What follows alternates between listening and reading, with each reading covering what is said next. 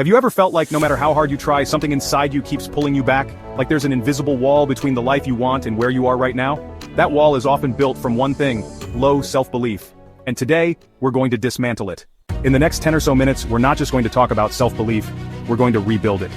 Using insights from psychology, neuroscience, and decades of research from experts like Dr. Carol Dweck, Dr. Joe Dispenza, Dr. Bruce Lipton, and others, you'll come away with more than just knowledge. You'll have tools to rewire your inner world. This is your 10-minute self-belief reset. Let's begin. Self-belief, or self-efficacy, as defined by psychologist Albert Bandura, is the belief in your ability to succeed in specific situations. It affects how you think, feel, and act. According to Bandura, people with high self-efficacy approach difficult tasks as challenges to be mastered, rather than threats to be avoided. Carol Dweck's work on the growth mindset versus fixed mindset really builds on this idea. A fixed mindset says, "I'm not good at this," while a growth mindset says, "I can get better with effort." What's crucial here is that self-belief isn't just some trait, it's actually a skill. It's plastic, meaning it can be shaped and changed over time. From a neuroscience perspective, self-belief is, deeply intertwined with your brain's wiring. Neural pathways are formed and reinforced by repeated thoughts and behaviors. Every single time you think, "I can't," you're actually strengthening a neural pathway. But the opposite is also true. New empowering beliefs can be installed through repetition and emotional intensity. Your brain's reticular activating system, or RAS, also plays a role here. It filters incoming stimuli based on what your subconscious believes is important. If you believe you're unworthy or incapable, your RAS will, honestly, tune into evidence that confirms that belief. Our brains are incredible filters of reality shaped by something called the reticular activating system, or RAS. It highlights information that matches what we already believe, making those beliefs feel like unshakable truths. Deep within us, the amygdala and limbic system store emotional memories that influence how we react to fear and self-doubt. When old fears fire up, these parts of the brain trigger responses that make it hard to break free from limiting beliefs. But change is possible. Dopamine, the brain's reward chemical, helps reinforce new beliefs when paired with positive experiences, creating loops that make those changes stick. From birth to around age 7, our brains operate mainly in theta brainwaves, making us extremely open to subconscious programming. That's why early childhood shapes so much of who we become. Finally, our thoughts and emotions are linked in neurochemical loops, which build the foundation of our identity. Changing those loops is key to transforming how we see ourselves. Reprogramming the RAS through intentional focus and visualization is one of the most effective ways to build new mental habits. Most people, are not born with low self-belief. It's something that's learned, often pretty early in life. Here's how it typically happens. Between birth and about age 7, the brain operates mostly in theta waves, a really suggestible state. During this time, children just soak up beliefs from parents, teachers, media, and society. If you were criticized, shamed, or maybe even ignored, you might have internalized messages like, "I'm not good enough," or "I don't matter." Low self-worth often starts early, shaped by specific environments and parental dynamics, like inconsistent support, high criticism, or emotional neglect. When love feels conditional or unpredictable, it can leave some pretty deep marks on the subconscious. How we're praised makes a difference too. Praising effort builds resilience, while praising fixed traits can create pressure to always prove ourselves. Hidden wounds like emotional neglect or enmeshment blur boundaries and confuse a child's sense of self. Shame and conditional love teach us that we're flawed at our core, planting seeds of fear and insecurity that, honestly, can last a lifetime. Emotional imprinting is honestly a powerful thing. Strong emotional experiences, especially the painful ones, can create deeply held beliefs that stick with us. Joe Dispenza explains that when emotion is high, the brain really pays close attention. These events, can become part of your identity unless you consciously work to reprogram them. Social comparison is, everywhere these days. Social media and cultural standards often erode self-worth by constantly feeding us images of perfection and success. According to a study by the University of Pennsylvania, high social media use is strongly correlated with feelings of inadequacy and anxiety. The repetition of negative thought patterns is something we all face. Over time, those repeated thoughts can actually become beliefs. These beliefs operate subconsciously and affect everything, from what goals you set to whether you really believe you deserve happiness. The good news? Because these beliefs were learned, they can be unlearned. Rebuilding self-belief is both an art and a science. It requires strategy, consistency, and compassion.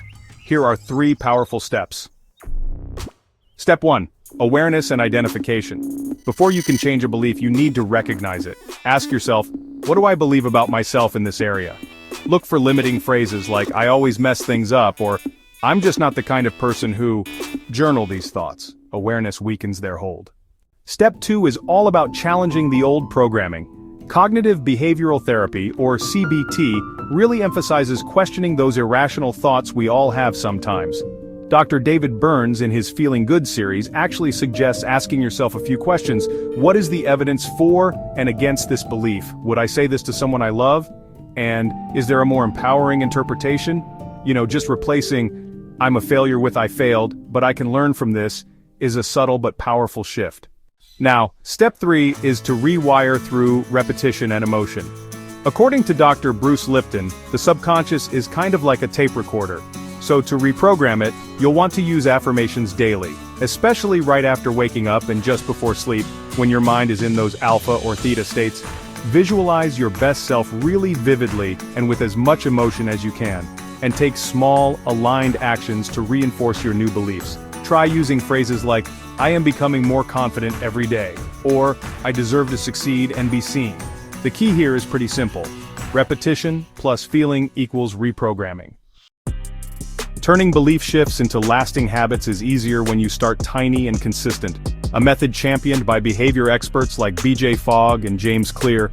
Create daily belief rituals tied to environmental cues, like a morning mantra by your bedside or a prompt when you brush your teeth, to embed change into your routine effortlessly. Keep a mood or emotion journal to track progress and build awareness of your shifting beliefs. And micro-track your self-talk, noticing and replacing negative thoughts with positive ones to measure real change over time. Elite performers use guided mental rehearsal, vividly imagining success, to rewire their identity before action. This kind of sensory layering, involving emotion, visualization, and physical embodiment, helps new beliefs take root deeply. Your brain is most plastic early in the morning and just before sleep, prime times for mental work and affirmations. You can also anchor new beliefs to simple triggers like movement, sound, or objects. This technique, popularized by NLP, creates automatic responses that reinforce change. Start small with belief stacking, celebrating tiny wins that build momentum toward bigger transformations. Mirror work and eye-gazing are powerful tools for reconnecting emotionally with yourself, reducing self-criticism, and rebuilding self-trust.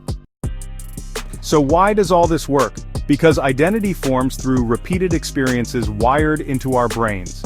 Research shows that consistency and repetition, not just intensity, are what create lasting change.